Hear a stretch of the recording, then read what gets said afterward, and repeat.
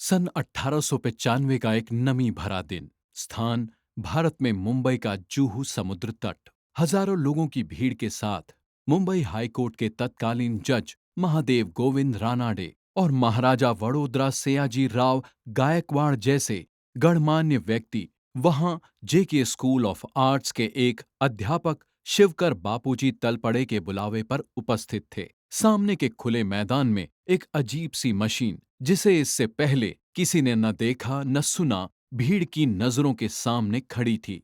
और इस बड़ी सी मशीन के विषय में तलपड़े जी का दावा था कि वो उसे हवा में उड़ा सकते हैं।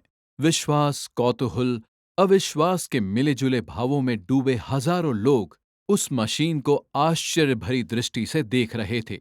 तलपड़े जी आत्मविश्वास से भरपूर अपने हाथों में एक छोटा सा चपटा यंत्र थामे खड़े थे।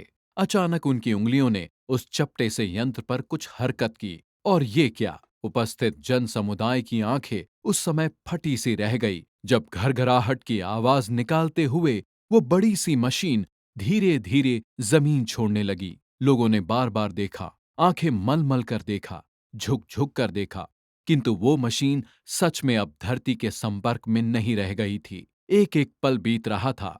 देखते ही देखते वो मशीन जमीन से कोई 1500 फुट की ऊंचाई पर चक्कर काटने लगी। लोग अपनी आंखों के ऊपर हथेली रख सन्नाटे में डूबे वजनी लोहे के उस संजाल को हवा में नाचते देख रहे थे।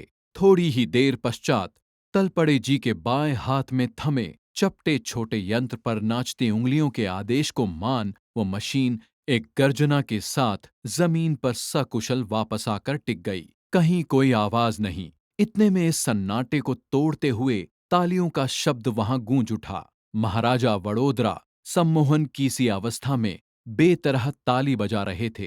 फिर क्या था, जनता की तालियों की गड़गड़ाहट उस भारी मशीन की गर्जना के शब्द से होड़ करने लगी। उसके पश्चात कुछ रहस्यमयी घटनाओं का एक सिलसिला। इंग्लैंड के रैली ब्रदर्स नाम के एक कंपनी का भोले भाले वैज्ञानिक तलपड़े जी से संपर्क, उनकी संदेहजनक मृत्यु, डिजाइन का लंदन, फिर वहां से अमेरिका के राइट बंधुओं के हाथ लगना और महर्षि भारद्वाज द्वारा रचित 8 अध्याय, 100 खंड, 500 सिद्धांत, 3000 श्लोक, 32 तरीके से 500 तरह के विमान बनाना सिखाने वाले विमान शास्त्र के मानस शिष्य शिवकरजी तलपड़े की अदम्य साधना के फल को दुनिया आज मक्कार अमरीकी राइट बंधुओं की एक महान देन के रूप में जानती है। इस घटना के 8 वर्ष पश्चात 1903 में जिनका बनाया लोहे का कबाड़ मात्र 150 फुट हवा में उछल वापस जमीन से टकराकर नष्ट हो गया था,